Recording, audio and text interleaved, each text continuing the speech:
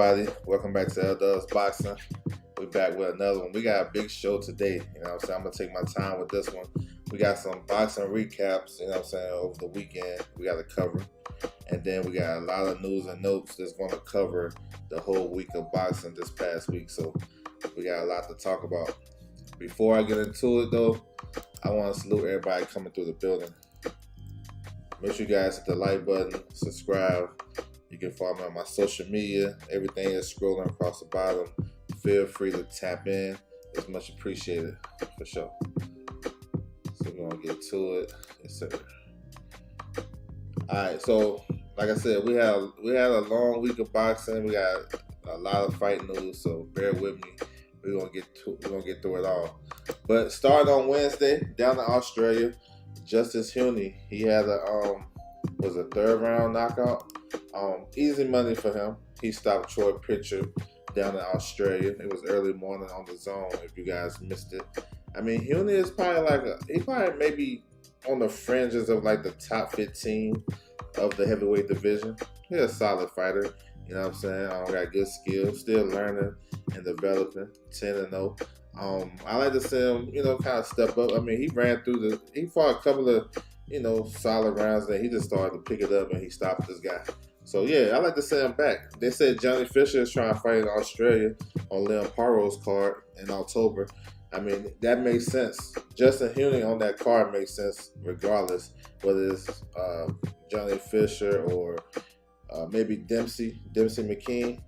Those fights make sense. So yeah, it's a solid win. He got a regional WBO title, so keep him in the rankings. All right, we had Aldo Wallin came back coming off the knockout loss to AJ. This shit didn't last long. 45 seconds for Aldo Wallin.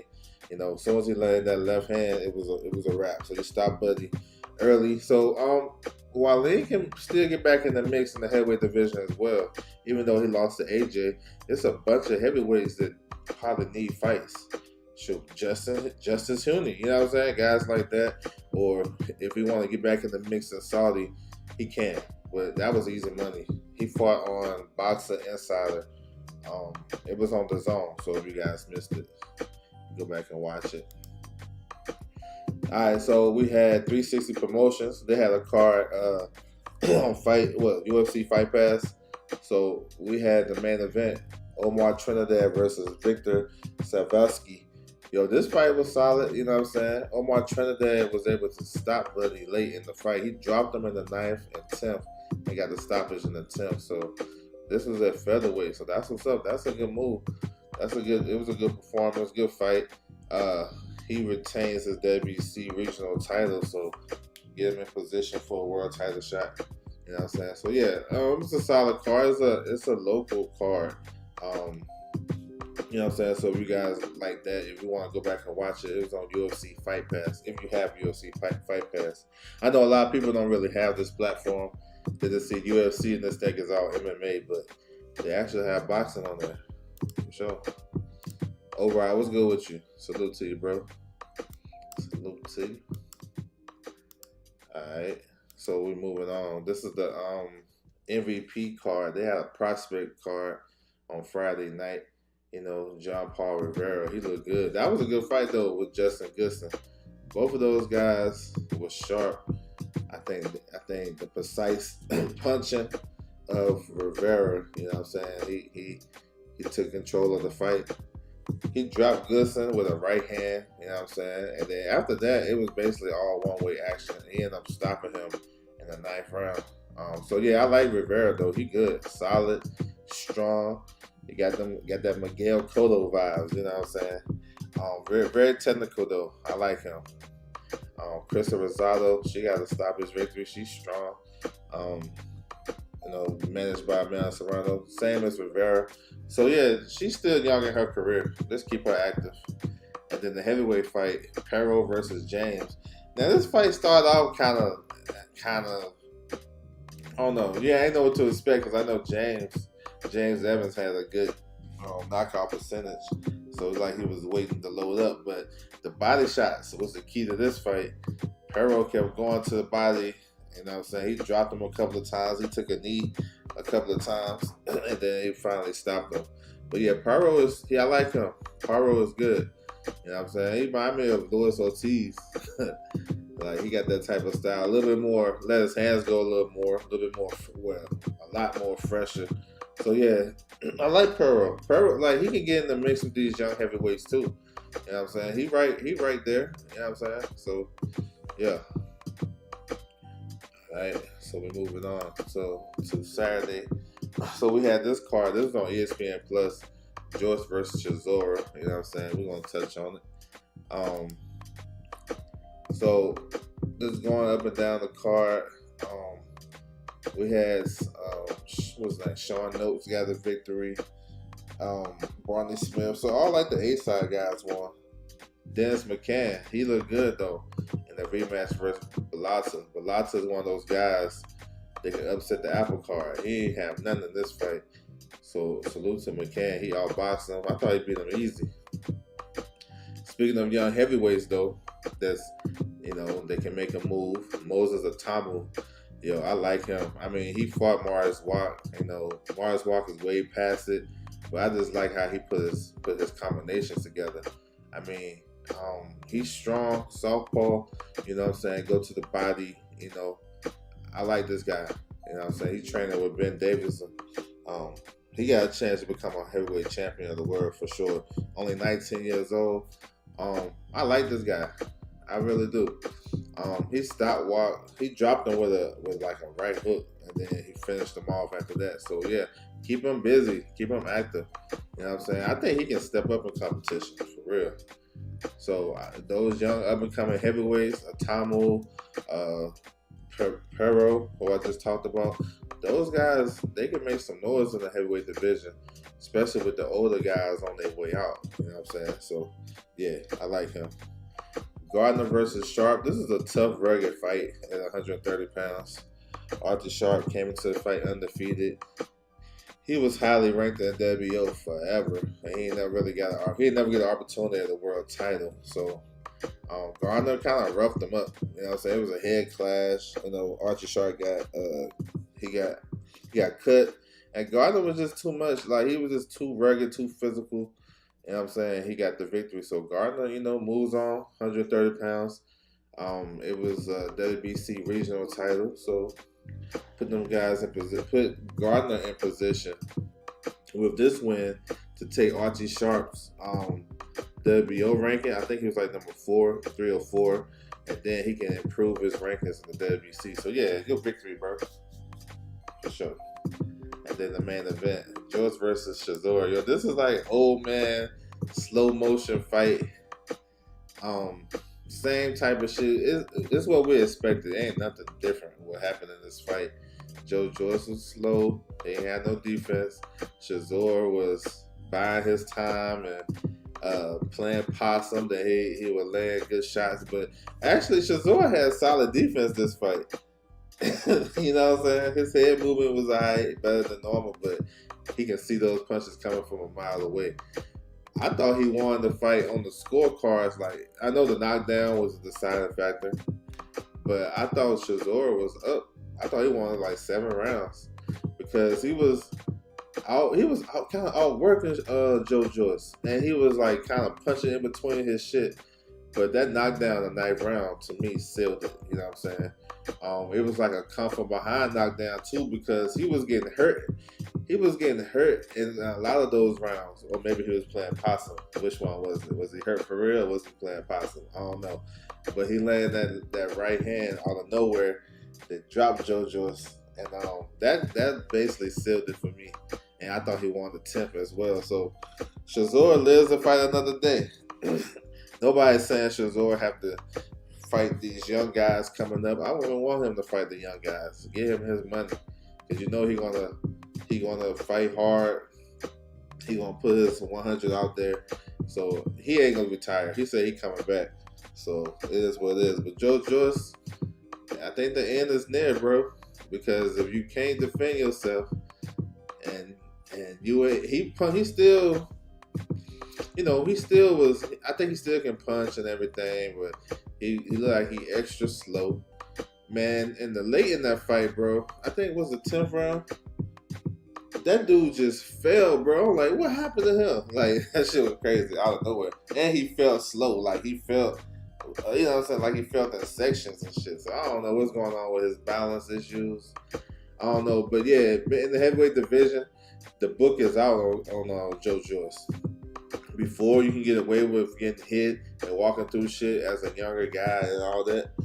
But those Zane fights took a lot out of him. And even when he came back in his fight against Ali, I think that was like March or whatever, he didn't look so good in that fight. So Chisora just bided his time and placed correct shots in between Joe Joyce shit. And he just outmaneuvered him. You know what I'm saying? And then he dropped him to close the deal. So, yeah. So Chisora is in line for another big payday. So we'll see what happens with that. Alright. Let's move on to the zone show. Carissa Shields versus Vanessa Jonice. We're going to work our way up. So we had Danielle Perkins, who was a WBC silver champion at light heavyweight. She's a future opponent, possible opponent for Carissa Shields. We already know the results, but I don't know if everybody's seen Danielle Perkins. She's a tall southpaw, like 6 foot, 6'1". They showed the undercard fights on the YouTube channel. So I don't know if everybody missed that. But yeah, I mean, hey, we'll see. She's strong though. She was getting hit with a lot of right hands. The girl she was fighting was probably like 6'3", 6'2", 6'3", and was touching her up. But she was more aggressive, and she ended up getting the unanimous decision. Samantha Worthington got a stoppage victory in the second round. She is promoted by Carissa Shields, so that's noteworthy. She fights at 140, and she got like top 5 world rankings too, so maybe she get a world title shot. Jaquan McElroy, so he's another Carissa Shields fighter. He had a tough fight with a tricky guy, Travis Floyd, but he got the victory, so good one. Ernesto Tito Mercado, one of the best young fighters in boxing. He got a nice victory, man. He good. You know what I'm saying? Like, I've seen him fight before, and I've been impressed. You know, a lot of his fights is hard to find because he's doing stuff locally, independently, you know what I'm saying, based in California. But he got opportunity to find this card. He looked good, looked strong. I don't know his promotional issue with Salida, if you're going to work with him. But for sure, he was poised, calm, and broke this guy down and stopped him. I like that. What's the name? Machadi had a first round knockout, easy money. The ring walk and the shit was longer than the fight. Machadi, if you guys remember, he fought on the top rank card last year. I think it was Big Baby and Charles Martin card. It was a 6th rounder, and that dude was gassed out after the first round. Like, it was some crazy shit, and he lost that fight. But this one, he ran through, buddy. Russ versus Shakur. This is probably the best fight on the card, though. Those guys was thumping. You know what I'm saying? They was thumping. Shakur got the mild upset victory. It was a Detroit fight. So, yeah. But it was a good fight, though. And Panky got a decision in this fight in the featherweight contest.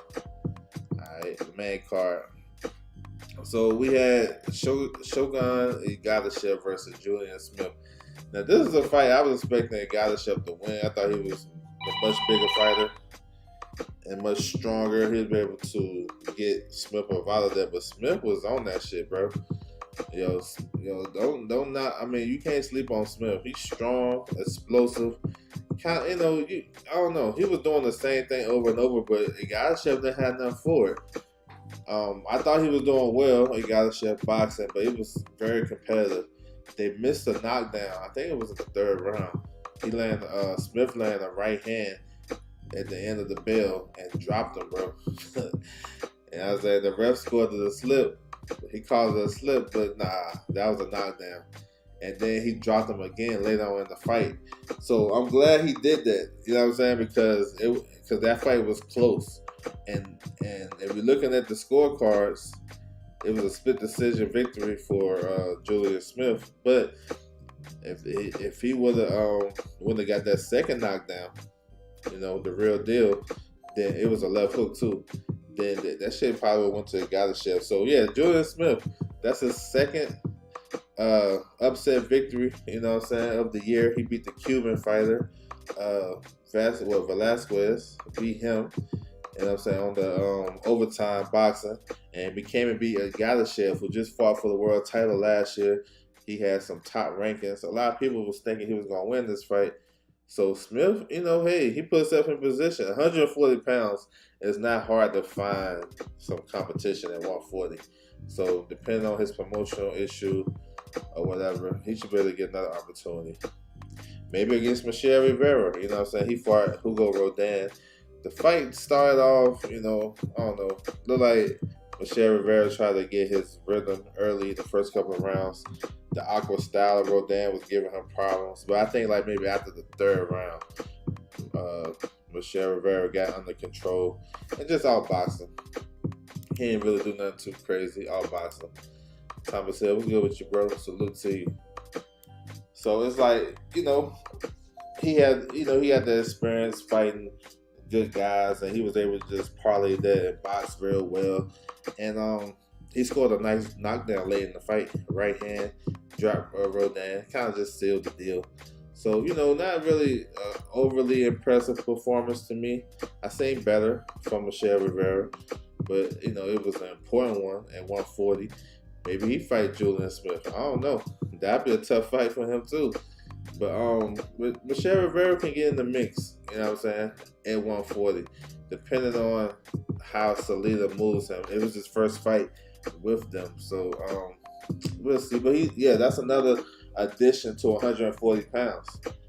And with that division being as loaded as it is, at the top, everything changed at the top recently, you know what I'm saying, the landscape. We got a whole new champions than we had last year. Whole new champions, we got Pacquiao is a WBC champion. Him and Sandor Martin, they had negotiations. They had a deadline last week. We ain't heard nothing about it, but they should probably made the deal already. We'll see which fight card that will land on. PBC got dates. Well, they got a date in September. They got 2 dates in September. Maybe it can land on the Canelo card. I'm not sure. And then Top Rank, if they win the purse bid, we'll see, because they got some cards and shows in September as well. So and then we got Pitbull Cruz. He stopped Rolly. You know what I'm saying? So WBA champion. We got a new IBF champion and Leon Paro looking to come back in October. So it's a lot of shit, man. And then Teofimo got the WBO. He trying to move up to 140. So it's a lot of moving and shaking. So Michelle Rivera can get in position to fight for a world title. He definitely got one of the bigger names in that division. So we'll see. And then the main event, Carissa Shields versus Vanessa Jonice. So yeah, the big storyline around this is Carissa moving up to 175. I know they confused the boxing fans by WBC calling it a heavyweight fight. So when you say heavyweight, we thinking 200 pounds. You know what I'm saying? And then the WBO put the light heavyweight. So we understand what light heavyweight means. So it confused the fans. Just to make it simple, it's a weight limit of 175. You know what I'm saying? So if we just keep it like that, you can call it what you want to call it. It's 175, right? So Jonice was coming off a close victory to win the vacant WBC title back in March against Vidal. And she's a tough, rugged, come forward. We know she wasn't going to outbox Carissa. We know she wasn't going to win the fight. You know what I'm saying? But Carissa was sitting down on her shots. The first round was like fill out. I know Carissa was like taking her time, and she landed like a flurry towards the end of that round and secured the first round. In the second round, old girl came rushing out. And Carissa was poised along the ropes. She saw everything, and she landed a nice right hand to drop her. And that shit, I didn't expect Carissa to do that, honestly. I know she got speed, and I know she got a little power, but I felt like before she was pressing the issue to get knockouts, I think she just let this one come. And it showed that, her fighting at like maybe her natural weight, and she was draining herself making those smaller weights, even though she was still looking great. That just shows you how good she is to drop the weight and go to 54 and 60 and still dominate. Like, it's crazy. But she landed the right hand, dropped her. She landed another right hand to score a second knockdown, had her hurt. and her corner was trying to stop the fight, and she closed out with another right hand. Wasn't really that devastating, the third one, but got the victory. So yeah, that's the first knockout Carissa had in a long ass time. You know what I'm saying? So that's what's up. 175. I think it looked good on her. She's still fast. She's still strong. She always got the ring IQ. So yeah, man. And so the thing is about fighting at those higher weights, there's not a lot of big names. But really, if you tapped in with the sport of boxing, you really understand she got some names at light heavyweight. You know what I'm saying? She got some names. I done calculated. She got like 8 potential fights that the fans would accept. You know what I'm saying? Or that she can take that can kind of, you know what I'm saying? Because it's not a lot, I will say that, but 8 fights at 175, like, you really can't beat it. I'm going to run it down. The first one, so she is now Carissa Shields is the WBC heavyweight 175 champion, and now she's the WBO light heavyweight 175 champion. So she got 2 belts in the division. Alright, there's 2 other belts left out there. You got the WBA. Her name is Shay Kennelly. She's from Australia. Tall fighter, like 6'2". She just won the vacant world title on July the 20th. I covered it on my show. Got a 3rd round knockout over Rocha, right? So she already called out Carissa Shields post fight. It's not publicized, but she called her out, right? So that's one, the unification with the WBC. 2, you got the IBF champion, Laney Daniels.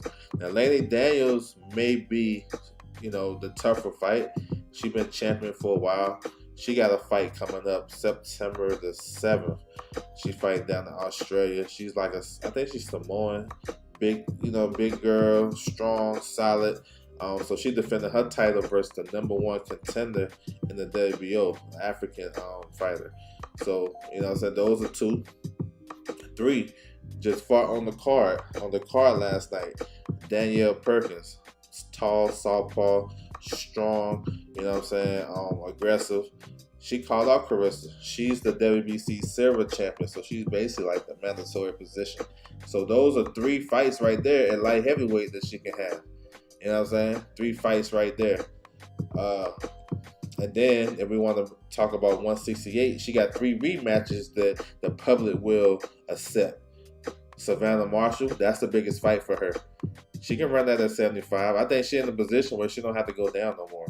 These girls, 68 to 75 ain't too crazy of a jump, especially when they be rehydrating up to like 190 plus, right? So Savannah Marshall, that's the biggest fight. Franchon Cruz, you know what I'm saying? Listen, I take that rematch. I know that fight happened in their pro debut. They're friends now, and they this, that, and the third. But you can't tell me that fight won't be fire with Carissa and Franchon now with them develop. We've seen what happened before. Let's see what happens now. But I think that might be the last fight of all this shit I'm talking about. So if you keep in count, that's 5 fights right there, light heavyweight. I ain't finished though. So you also have another rematch. So Hanah Gabriel's. Now, this one got a little drama and storyline to it because they fought at 160 before years ago. Hanah Gabriel's dropped Carissa Shields. She's been living off of that the whole time.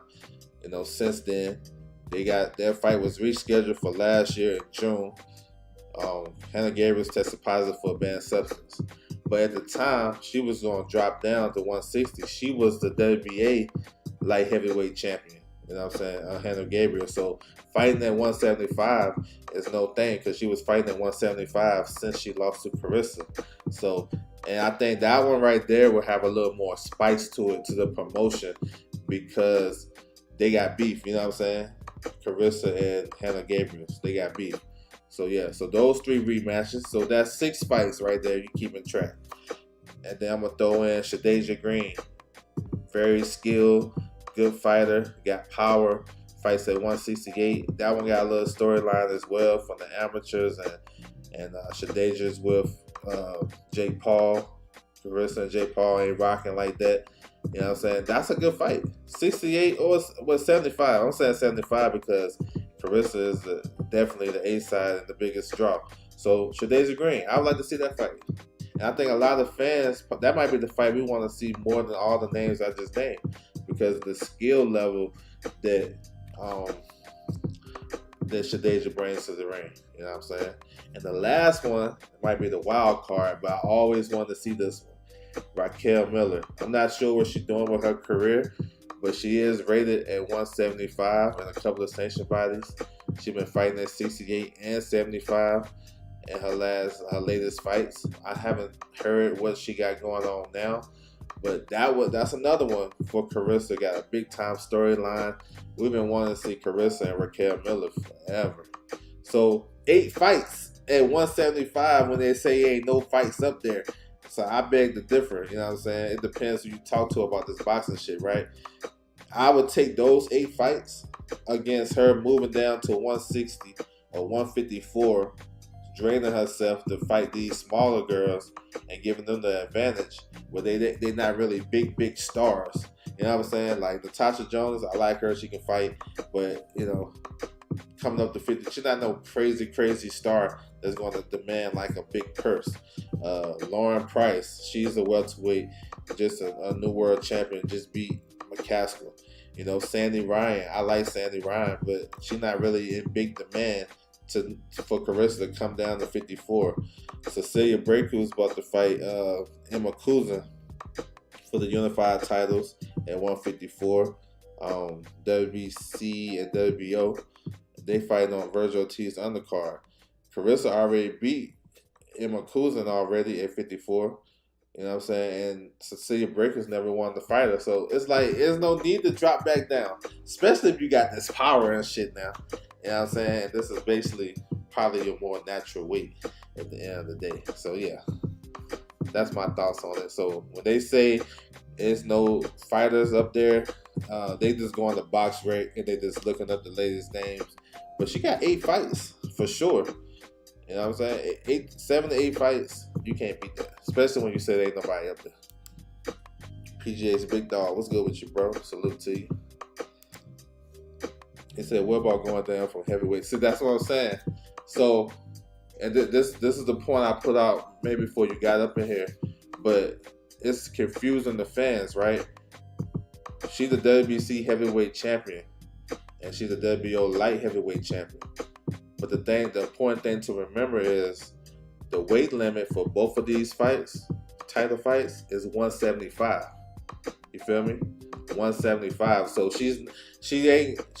the weight limit is not 200 pounds for heavyweight. Even though they got it listed as heavyweight, that's the WBC. That's how they categorize in their titles. They call it the heavyweight title. Anything over 168 is heavyweight for the WBC. But really, the weight limit is 175. So, you know what I'm saying? I don't think it's going to be that big of a jump like you think it is, heavyweight to light heavyweight. It's just the wording of all that shit. So, Hanah Gabriel was champion at 175 before. She was the WBC and the WBA champion at 175. Even though it could say heavyweight, that's what throws off the fans. They should just call it light heavyweight, so, you know what I'm saying, it won't confuse everybody. But if you stay focused on the 175 weight limit, you'll be good to go. For sure. She should stay there. But yeah, for sure. Bring her up. Bring them up. You know what I'm saying? Yeah, bring them up. He said, okay, yeah. Yes, sir. Yeah, that shit confuses a lot of fans. That's all it is. It's just, you know, they not on one accord. Like, the WBO, they call Cruiserweight division junior heavyweight. Everybody else call it Cruiserweight. The WBC and WBA, they got the Bridgerweight division, 224, but IBF and WBO, they don't got that division. So, you know, and then they always word it differently for their divisions. Like WBA and WBC, they call 154 super welterweight, right? WBO called 154 junior middleweight. So, you know what I'm saying? This is how the sanction bodies want to word whatever division they want to do. But the weight limit, that's the one to, you know what I'm saying, tap into. 175. It's all good. All right, a couple of more results. So we got early morning results from Japan. We got an upset. We got a shocker right here. Pedro Duran, former world champion, he scored a 9th round stoppage over Jerro Shoko. Shoko was he was number 1 in the Ring magazine at 105 pounds, IBF champion. I watched this fight. Listen, Duran was too big, too strong. The pressure, you know what I'm saying, it broke down Shoko late in the fight. It was referee Steve Willis from New York. He was the ref this fight. He stopped in the 9th round. My man was taking a lot of punishment. And then prayers up to Shoko because he got carted off to the hospital. So hopefully everything is good with him. But we got a new champion. I think 2-time champion from the Philippines, Pedro Duran. So that was a shocker though because he's supposed to lose that fight. And then here's one. It's relatable because Manny Pacquiao had an exhibition, right? He was supposed to take this exhibition to,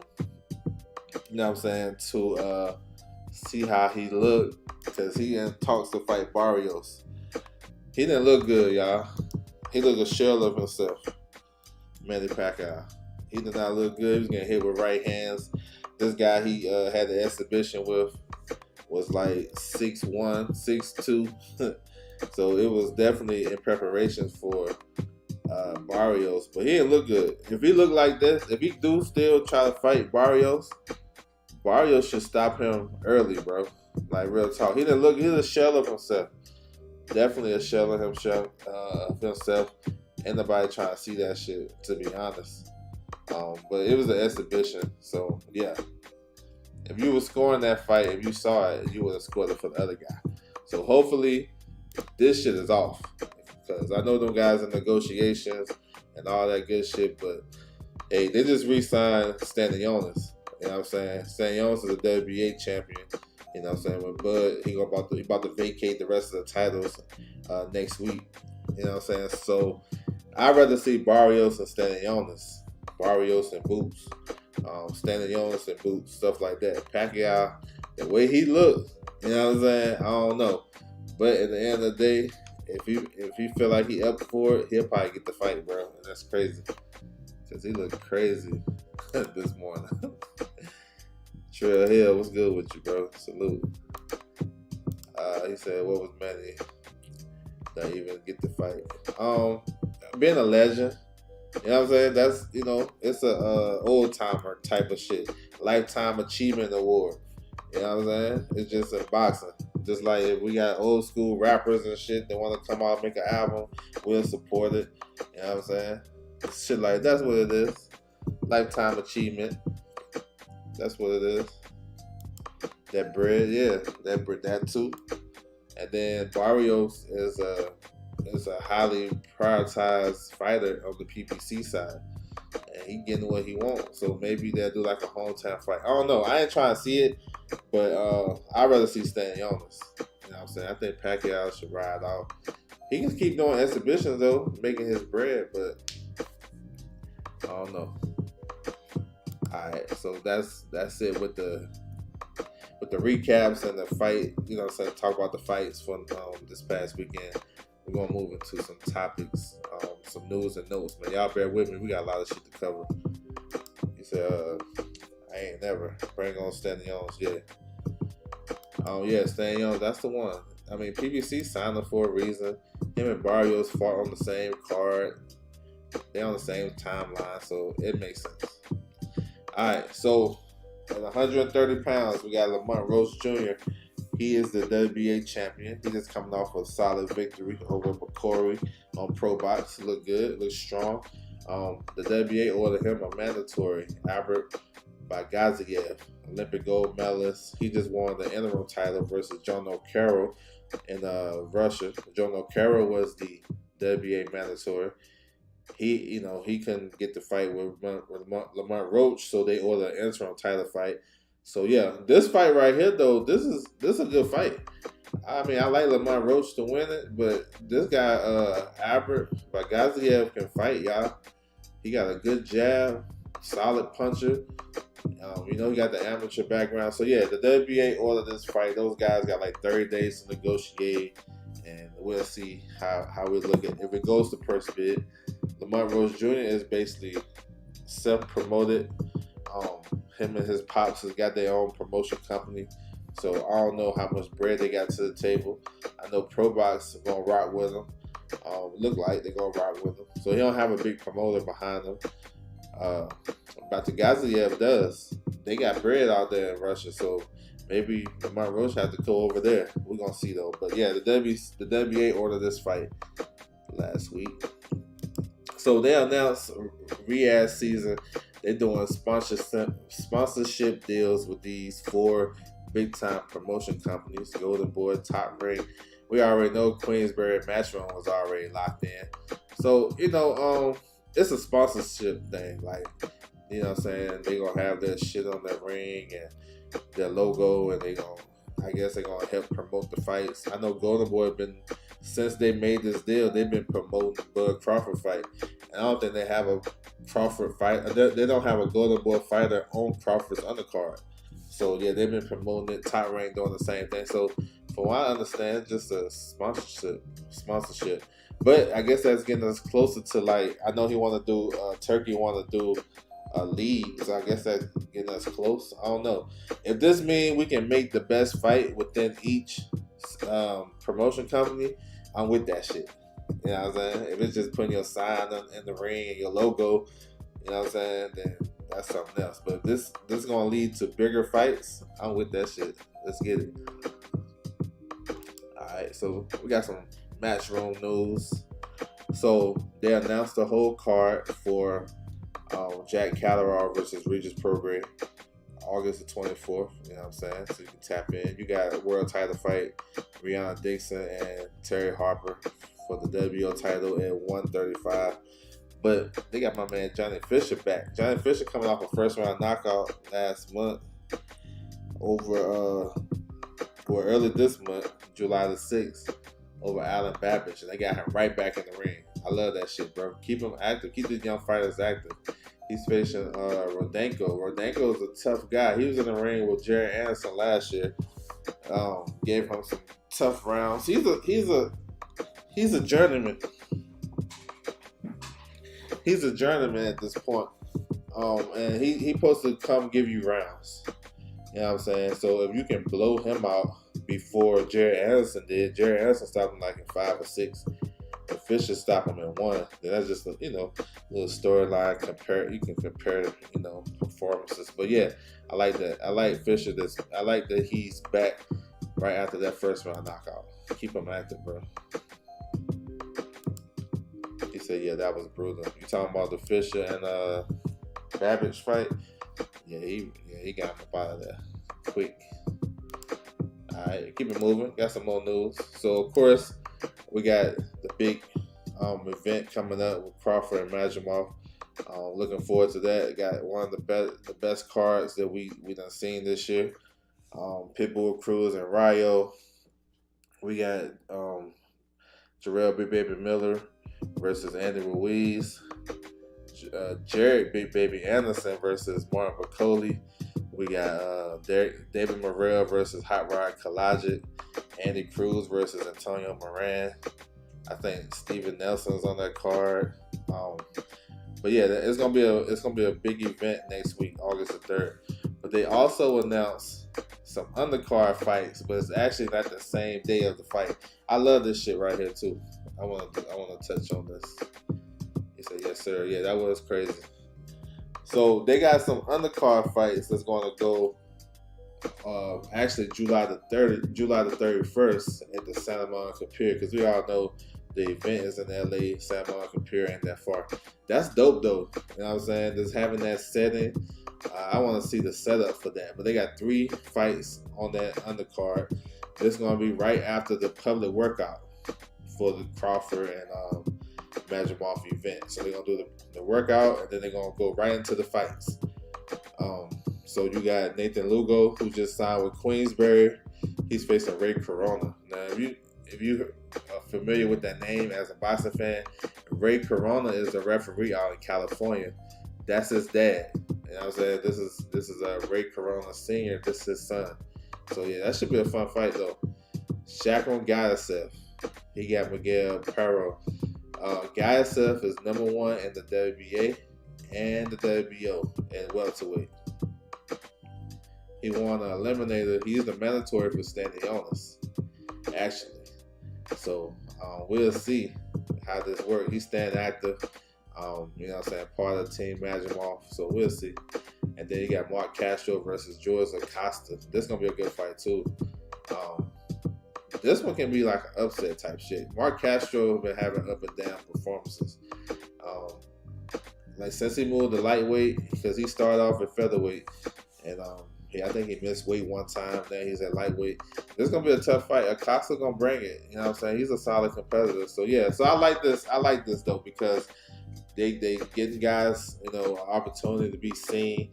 It's free to the public. So, if you was in San Monica Pier, which are always popping, they should have a solid crowd. I want to see the setup and the backdrop, and the ocean and shit. I want to see all that. So, I like it, though. That's what's up.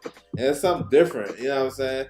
And I would accept different. It's on a Wednesday night, same night as I think Pro Box got a card this week too. I'm gonna cover that. But yeah, so that's the news right there. They're just adding extra fights to the event. You know what I'm saying? They used to do stuff like this in Vegas. When they used to have a big fight week, they may have like a little small card like on a Thursday. You know what I'm saying? When people started to get to Vegas for fight week, normally a lot of people get to Vegas like Thursday night. You know what I'm saying? So you'll get to Vegas and you'll be like, oh shit, we got a fight. Oh, we got some, you know what I'm saying? And you know, go to the fight, whatever. So yeah, that's what's up. Alright, we're gonna talk about some top rank news. So they just ordered Shakur Foster versus Rosen Conceicao.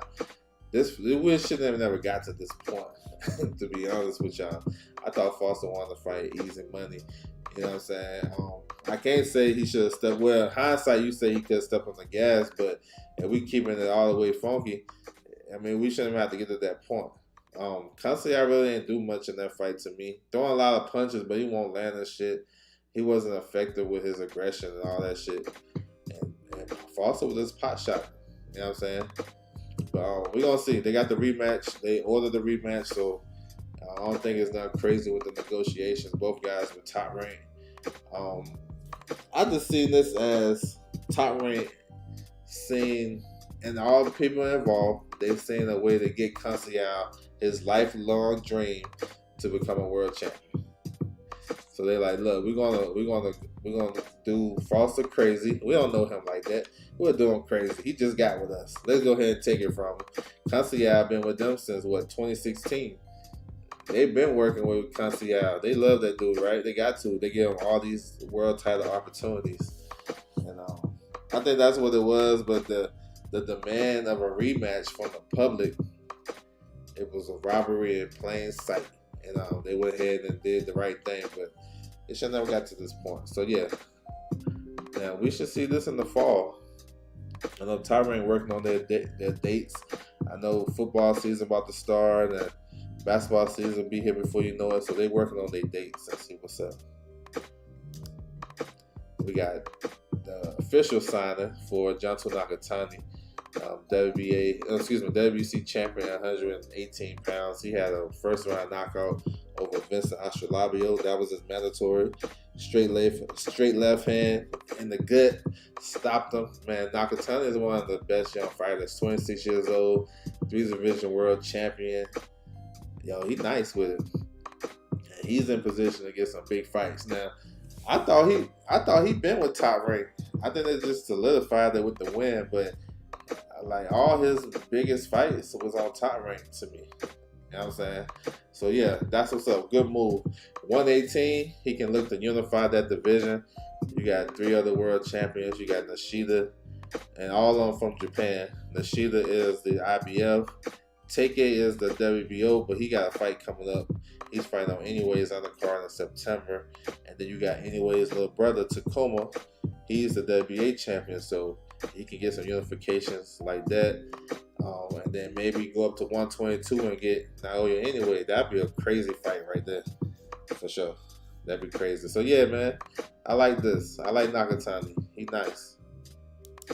Alright, more news with Top Rank and Golden Boy, but they working with Jaime Munguia to put Jaime Munguia on a Top Rank show, which is probably beneficial for him because Golden Boy don't have nothing at the moment, and they want to keep him active. So Hanah Gabriel is still with Golden Boy, but he's working out deals to fight on this platform. I love that shit. They should do that with everybody, bro. Like, I don't understand why we can't be more flexible with this, especially if you are in a division and your promoter don't have the fighters, then they should be able to lend you over there to fight these guys. That way you'll have some work. So he's on target to face Errol Spence.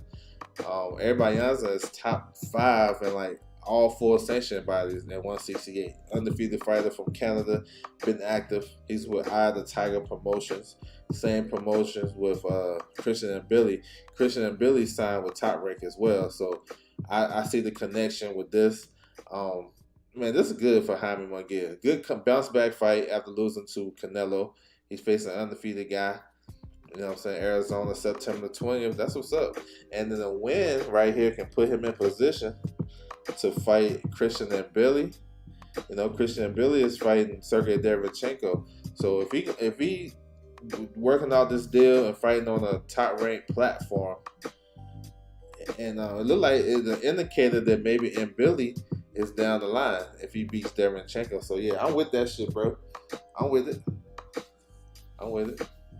So, you know, we're in the day of an age that we, you know what I'm saying, we are fans of promoters and all this shit, networks. So we would tear down Oscar De La Hoya for losing a fighter, right? Bruh, that shit really don't matter to me. And we can get the best fights or good fights. I don't care what platform. But I see people tearing down Oscar and shit. That shit's funny. For sure. Subjective, yeah. Yeah, they did have inexperienced judges, and then they announced one judge, the scorecard that wasn't the official judge on the paperwork. Yeah, that was crazy. Yeah, nah, they did them dirty. Winston Lee, what's good with you, bro? Salute. Alright, we're moving on. So we got some Golden Boy news. Nice little segue, right? From Hanah Gabriel to some Golden Boy news, right? But Sergey Bogachev versus Vergil Ortiz, August the 10th. So that's what we under 2 weeks. That's gonna be a banger. You know what I'm saying? Both guys is coming to put in work. That's for the WBC interim title. So they announced that undercard. They got some good names on the undercard, man. I'm looking forward to. You got the return of Charles Conwell. He's facing Kerry Gray at 154. He got a high ranking in the WBC, number 3. Now Conwell was number 1 last year, and he turned down the Fundora interim title fight. You know what I'm saying? Fundora kept the interim title fight because he had a rematch clause with Brian Mendoza. Brian Mendoza decided to forego that and go fight Tim Tszyu in Australia. So Fundora still had the contract for the WBC interim. So they went down the line. Hey, Conwell number 1. You got to fight Conwell. Conwell turned it down. They said that he wanted a tune-up. It is what it is. And that's how number 2, Sergey Bogachev got the Fundora fight. Then we all know Keith Thurman pulled out. Fundora moved up to the main event, beat Tim Tszyu. You know what I'm saying? Bogachev faces Mendoza. Y'all see how that shit work? The whole little circle faces Mendoza, and he wins the interim title in a good fight. He dominated Mendoza. So that's why Conwell like on the outside looking in now. But he just signed with Golden Boy. Maybe that's to get him closer to Vergil Ortiz. If Vergil Ortiz win, I can see that. Kim Sims Jr. is back. This is his first fight with Top Rank. First fight with Golden Boy.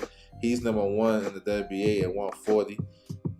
So he won an eliminator last year. So he'll be coming back on this card, coming off for over a year out the ring. We gotta see how he looks. He got a tough fighter though. It's a fight he should win, but the guy tough. Ricky Perez, he gave Brian Norman a hell of a fight in one of his first fights with Top Rank, and then he beat Jojo Diaz earlier this year. So that guy Perez is not like I think Kevin Sims is much better, but that's a tough fight. We'll see how he move in that fight. We got 2 women's title fights. on the card. Gabriela Fundora, so she's facing an opponent from Chile. I like her. She's looking to become undisputed. Fights at 112. I like how she took her title. She stopped the champion, and then she had another good performance. She had a come from behind victory over Christina Cruz. Christina Cruz was all boxing her ass, but then she came back and stopped her. Christina Cruz turned her back. So yeah, I like Fundora. That's Sebastian's sister. She's nice. And then I spoke on this earlier, but it's a unified title fight. It's a unified title fight. You got the WBC and WBO titles on the line, 154 pounds. Emma Cousin is the champion. She defended against the legend, future Hall of Famer, Cecilia Brækhus. So yeah, we'll see how much Cecilia got left. This is a fight that maybe she can win, but we'll see. I got a breakdown for this for sure. We're gonna talk about it. Yes, sir. So yeah, that's what it is. So solid card. You got some other prospects on the card as well. They got a lot of fights on this card, so it's solid. You know what I'm saying? And of course, the main event gonna be crazy. All right, got some PBC news. So we're supposed to get Caleb Plant versus Trevor McCombie on August the 17th in Orlando. That whole card got postponed. So I don't know what they're gonna do with it. If they're gonna redo that card headlined by Caleb Plant, or maybe they stick him on the Canelo card. It's still up in the air. I'm thinking they're gonna keep this fight together, and simply because it's for the WBA interim title at 168. Now Fulton was supposed to fight on this undercard as well versus Ronnie Rios, but you know what I'm saying, shout out to Cynthia Conte, salute to her. She dropped the news that it's gonna be Fulton versus Carlos Castro, and we've been doing some inside behind the scenes, tracking this shit down. I think that's what it is, bro. Castro for sure. So salute to her. She on point with it. So Castro and Fulton, it should be on the Canelo undercard. So yeah, that's a good move for Fulton. We haven't seen him in a while. So yeah. So we'll see if they reschedule this. You know what I'm saying?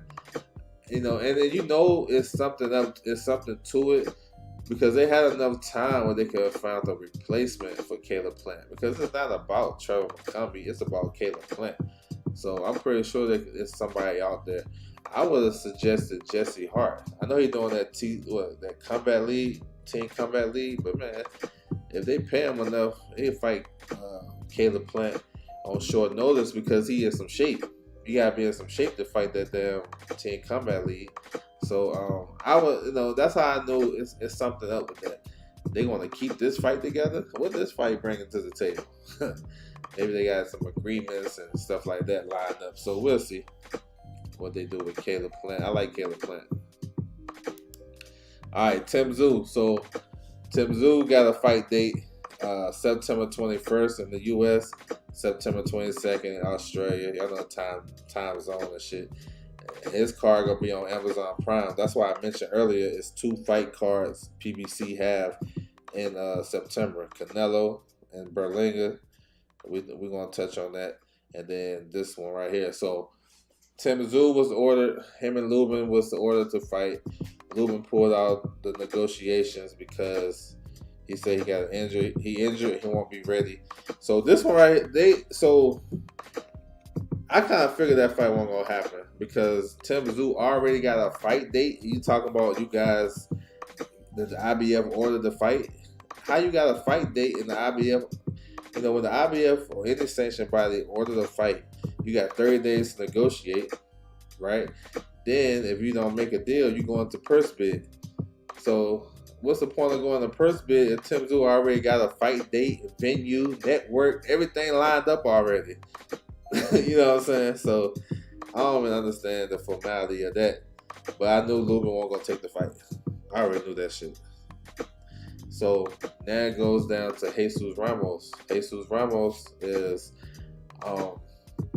he's next in line, next available contender to fight for the IBF final eliminator. The winner becomes mandatory for champion Batamata, right? So yeah, I think it's gonna be Jesus Ramos. I was saying it was Ramos from the start. Even when they said Lubin's name, I was saying Jesus Ramos. You know what I'm saying? I don't think Lubin's gonna go to Australia anyway. Especially if Tim Tszyu. Because look, I look at it like this. If you already, when you hear fighters say, yo, I'm fighting in September, and it's like March, they already know what's good. So when you're trying to get a big fight, you know that big fight is not on the table. You know what I'm saying? If you like, even with Boots, like Boots say he gonna fight in the fall. He gonna fight like November or whatever. There's no guarantee you're gonna get Barrios and them. You know what I'm saying? That's just a fight date. If the promoter already have a fight date for you, then 9 times out of 10, it's probably ain't gonna be no big fight. You know what I'm saying? Unless because the guy on a different platform, they might have other plans. So that's why I never thought it was gonna be Lubin. I know y'all see the other 2 guys on here, Sebastian Fundora and Jamel Charlo. Well, like I said, those are 2 big names. And you're not gonna dictate what date you gonna fight on. You know what I'm saying? So Charlo is out. You know, this right here is what throws fans off, right? It's kind of like clickbait. You see 4 names, you're gonna go after the most popular name. But like, oh shit, Charlo, they got unfinished business. He ain't coming back that soon. Fundora, you know what I'm saying? Fundora is already locked in to fight Spence. You know what I'm saying? So, and Lubin ain't going to Australia. So it's process of elimination at this point. It just throws you off. So I get it. So we should be expecting an announcement because Tim Tszyu is in Vegas right now training. So yeah, they can go ahead and announce that. We're getting into August next week. So yeah, go ahead and announce that. They can even do a little press conference for that because Tim Tszyu is actually staying in Vegas until like what? He said he was going to the Virgil Ortiz fight, right? So they can do like a press conference before he leave because his little brother is fighting on September 28th. So before he leaves, they can do a little press conference with him and Jesus Ramos. It should be something simple. You know what I'm saying? They don't gotta go crazy and announce the fight while he over here already. Said Ramos and Tszyu is a good fight. Yes, sir, it is. My man, ATX in the building. What's good with you, bro? Salute to you. He said, yo, what's poppin'? What's good with you? Jordan Smith, what's good, man? Salute. Yes, sir. So we'll see. We'll hear. We should be hearing some announcements coming up. All right. So I know this one. Motherfuckers was mad and upset when they heard the news or whatever, or fake news or whatever. It came out that they said Errol Spence and the Fundora fight was canceled. I ain't never heard that. I always heard that it was gonna get pushed back. It never was official yet anyway. PBC still working out their dates and all that shit. And they really can't make no move until after what happened August the 3rd anyway. But from my understanding, this fight is not off whatever. And they still working on something. So October, maybe just push to the right. Push to the left. Push to another date, right? So we'll see. But motherfuckers was mad about that, bro. You know what I'm saying? Because, had to do with Spence and shit. So, I mean, just from my understanding, and which I just understanding how this sport goes, how the business goes, Fundora, he's unified champion. His mandatory would be the winner of Crawford and Matchroom, and we think it's going to be Crawford, right? So the WBO already set a deadline. They're going to order that fight Monday next week. You know what I'm saying? You have to go through your process first. You have to go through your process because even though the Spence fight is being lined up, it's not done yet. You know what I'm saying? And they don't have a date, none of that shit. We haven't heard an official announcement of Spence new trainer or his situation he got going on with Derrick James. Is that hindering him? I'm hearing it's going to be Roy Jones Jr. I know they still been working behind the scenes, so we're going to see. But, they still got to wait because if Crawford wins, they're going to order the fight with him and Fundora. So Fundora has to let the WBO know if he's available to fight Crawford, and he's supposed to fight him before the end of the year, December 31st. Right? So it's still a whole waiting game. So they still got to go through that process. Now, Canelo and Bud name been mixed in together for the longest time. But, still Canelo fighting in September. So you still got a month a month window to figure out what Fundora gonna do. Is there a possibility Fundora fights Crawford if it's a big bag or something like that? I don't know. You know what I'm saying? We'll see.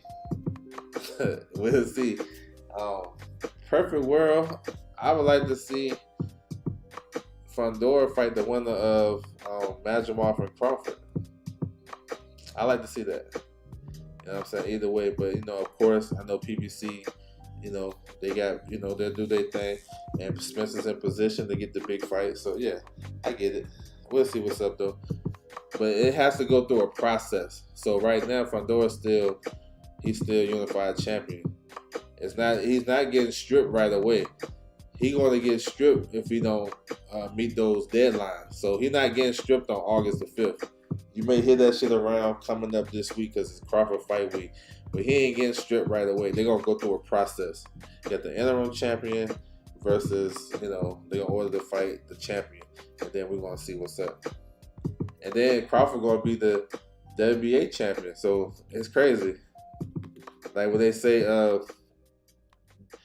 champions shouldn't be ranked if they got another title. Nah, I think they should. You know what I'm saying? So Crawford is really puppet mastering this shit, moving around and making moves so he can try to become undisputed, look like. And of course, the Canelo fight is looming over. But I think he would take the Fundora fight if it's there. I think he would. But that's a PBC thing. We're going to have to see. You know what I'm saying? They say he's been working with Roy Jones. So we'll see. Roy Jones Jr. We'll see. No official announcement yet. All right, Dave Benavidez.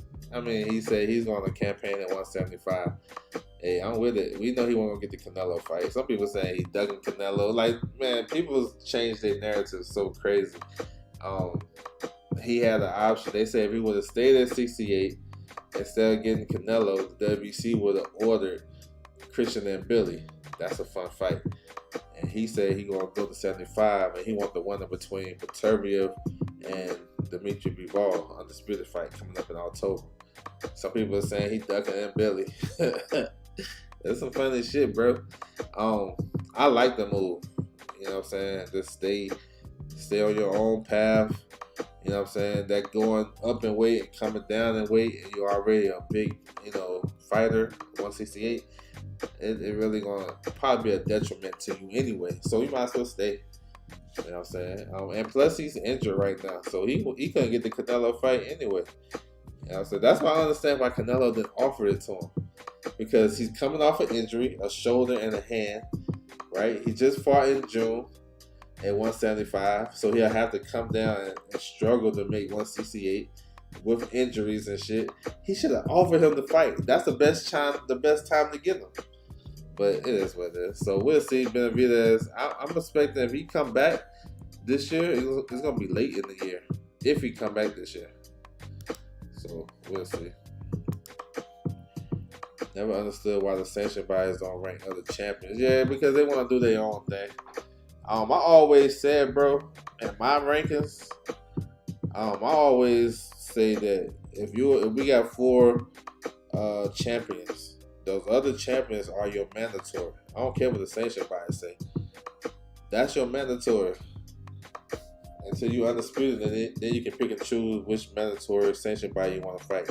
But like Janabek, right? Janabek is unified champion at 160. His mandatory to me is Carlos Adames and then Lara, right? But they got Andre Mikhailovich. You feel me? So yeah, that's just how I rank the shit. When people used to ask me, that's how I rank it. He said facts. That's your mandatory right there. All right, moving on. So we already know about this Canelo Berlanga. This is really not no big secret. It would have been Chris Eubank, but Chris Eubank outpriced himself. Chris Eubank was actually the preferred opponent. But Berlanga, he got the fight September the 14th. Canelo Alvarez versus Edgar Berlanga. Berlanga is the WBO #1. He's the mandatory, but that fight wasn't. This is not a mandatory fight. It just made the fight, right? So a lot of people is down on this fight. I mean, of course, we want to see Benavidez, and we know we're not getting it. So, ain't no you used to keep crying over it, right? We ain't getting it. So you have the right to either support it or not support it. As far as like the marketability of the fight and shit, I ain't really mad at it because the last couple of guys he fought, I know Hanah Gabriel had a nice little fan base, and he bring. Let's see if the Puerto Ricans gonna come out like that, like they saying. I ain't really too mad at it, but I much, of course, you much prefer Benavidez, then Dave Morrell, and then Kristen and Billy in that order probably. But it is what it is. I think Canelo wins. So they announced. So they haven't announced the full card. They only announced one undercard fight for this. That's Erislandy Lara versus Danny Garcia. That's for the WBC. Well, let me go back 1 second before I get to Lara and Danny. So with Canelo taking this fight with Berlanga, he was basically stripped of the IBF title. He was supposed to fight William Skull, right? There was a negotiations. William Skull, he pushed the issue to order the fight. PBC made a deal with William Skull to allow Canelo to take a step aside fight, and he was gonna fight on Canelo's undercard as compensation. Looked like that shit was torn up, you know what I'm saying? Because the IBF stripped. The IBF was gonna be okay with that, as long as he fight William Skull next. And I guess Canelo was like, fuck that shit. You can have it. You can have the belt. So they stripped him. Here's the letter. You guys can take a look at it. This is part of the letter where they, letting you know that the IBF title is vacated right now. No longer Canelo Alvarez. So he's not undisputed anymore. When the poster came out for Canelo and Berlanga, I was like, damn, what undisputed at? So automatically shit started to ring. But this basically said he didn't follow the rules. He told the IBF that he was going to fight William Skull, or they made an agreement, and he broke that agreement. So the title is vacant. So for the vacant title fight, it'll be William Skull versus Vladimir Shiskin. William Skull he has a promoter in Germany, Argon Sports, and then Shiskin is promoted by Dimitri Salina. So it's not a big high-profile fight, but it's for a vacant title, so they should be ordering that pretty soon. All right. So I want to throw that out there. Make sure everybody's good on that. I said Eubank. Yeah, Eubank. Yep, that's what it was. Eubank. Yeah, he definitely asked for too much money. I think he would be Ryder though. I think he would be Ryder, in my opinion. But I get it. Nobody wants to see that fight either. Yeah. I'm with you though, bro. I'm with you, Trailhead. Alright, so go back to the undercard. So we got Erislandy Lara versus Danny Garcia. So this is the only fight they announced. It's for the WBA middleweight title. Damn, Lara gonna get 2 fights this year? Yo, that's crazy. We gotta do some research. When the last time he fought twice in a year? That's crazy. Danny coming off a 2.5-year layoff, but he been promised this fight for the longest time. They were supposed to fight last year, but PBC couldn't get their dates together, and Showtime ended up going out of business, so they had to put this on the back burner.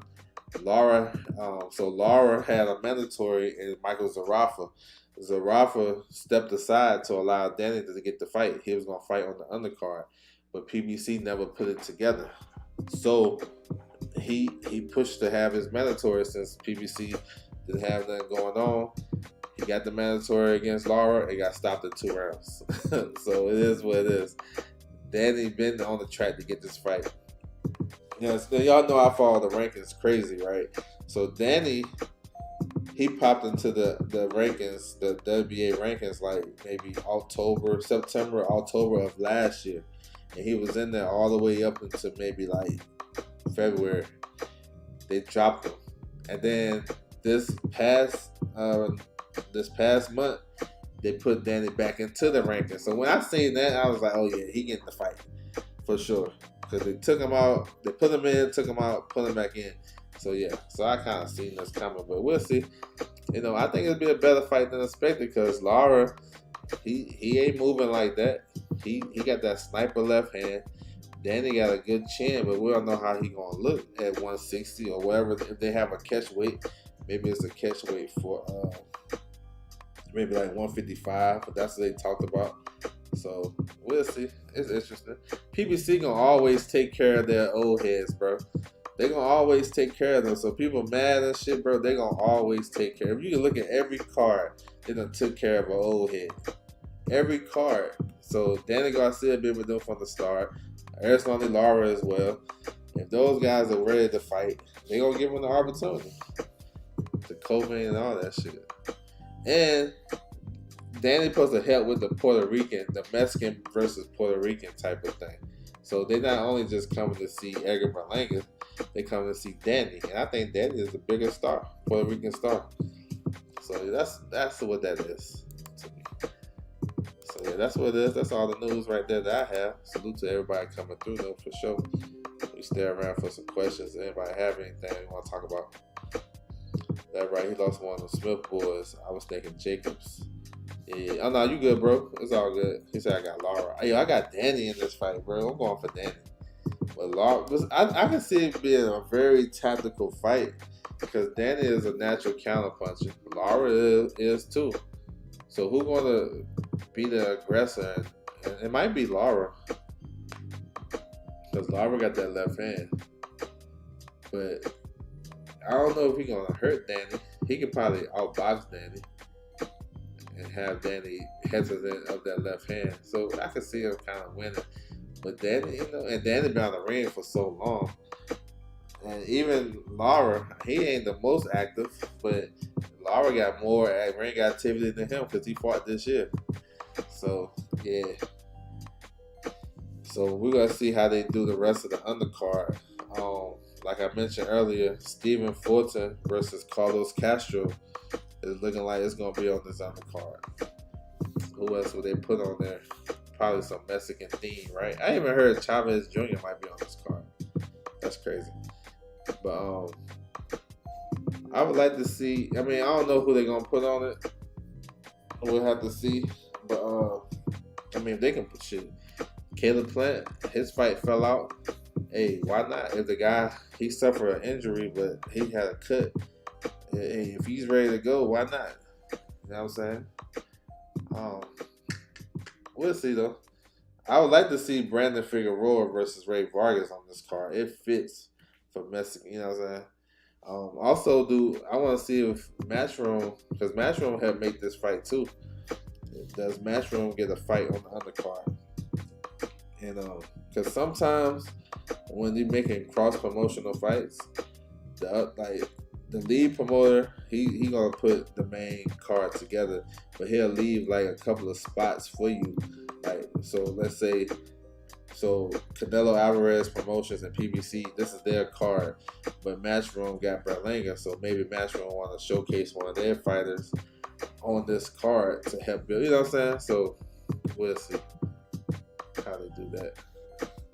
Because if they're gonna do a fight like that, for Mexican versus Puerto Rican, why not do? Because they got a fight on Matchroom they can do to help build this narrative up, right? They have Henry LeBron, who just signed with Matchroom, coming from Top Rank. He's a Puerto Rican fighter. And then they have Mauricio Lara, Mexican fighter, all action. Yo, Mauricio Lara versus Henry LeBron, Puerto Rican versus Mexican. I can see that. But that's just if Matchroom have a spot on the card. You know what I'm saying? Just to help that narrative get pushed a little bit for the fanfare. I don't know. I'm just throwing it out there. But if it's a PBC card, they probably put anybody on there. Leo Santa Cruz versus Abner Mares. Yo, don't be surprised if that shit on there. Real talk. I told you they take care of their old heads. And Leo and Abner was supposed to fight on Leo and Abner was supposed to fight on Buzz undercard. You know what I'm saying? Yeah, so I know. We'll see what's up. I know fans ain't gonna really like that shit, but you know what I'm saying? They like, look, PBC take care of their old heads. So we'll see what's up. We got a good fight week coming up too. Like for sure, we've been waiting to see Bud Crawford. I'm gonna go back to this real quick because it's a big fight week, guy, for sure. Terrence Crawford making his official debut at 154 pounds, coming up and switching up the landscape. He's facing WBA champion Israel Madrimov. So it's so many question marks in this fight, and I got a breakdown for it for sure. But just to talk about it, honestly, we don't really know how Crawford gonna look at 54. We expected him to beat Crawford because he's pound for pound number one. You know, one of the best fighters in boxing, coming off that great performance over Spence. And but the ring rust, you know what I'm saying? We have to see. Madrimov is a strong fighter. You know, he fought this year. Tricky style, footwork, whatever. He's solid. So we'll have to see. I like it though, because 154 is like on fire right now. We get the return of Jermell Charlo, who said he'll be back. You know what I'm saying? He was undisputed. He got stripped of the WBO and IBF. Only thing I don't see, I have to keep it the buck though. I like the same energy type shit though. He went to the he's champion in recess. I'm talking about Jermell Charlo. He's champion in recess in the WBA and the WBC. He unified champion in recess type shit. Crazy, right? And that was to allow other shit to happen. They only put him in champion in recess because either he was unavailable or, he, like Devin Haney requested to be in. So he know he probably won't go fight. But he went to the WBA and said, hey, I want my belt back. You know what I'm saying? I want to get the winner of Crawford and Madrimov. So that's cool. I ain't mad at that shit. But also do the same thing for the WBC. Especially if it's talks that Spence and Fundora may not happen. We don't know. Because we have to go off what we see before. PBC, they take their time putting out these events and announcing events. They haven't rolled out a schedule in a couple of years now. I love when they roll out schedules. That way, for me, it gives fans a roadmap if they want to go support it live or whatever. I just like schedules. You don't have to be every week. You can give me once a month. I'm cool. So now Charlo, he want the WBA back, but don't want the WBC, and that's what leads people to think, well, maybe they trying to blackball Crawford. You know what I'm saying? Because actually, go get all your belts back. Go get the IBF back because Mutazaliev don't got no work. He don't have a mandatory right now. No mandatory. He in the voluntary stage. That's why Tim Tszyu is about to fight an eliminator, and instead of going straight to the champion, right? Y'all see how shit started to unfold.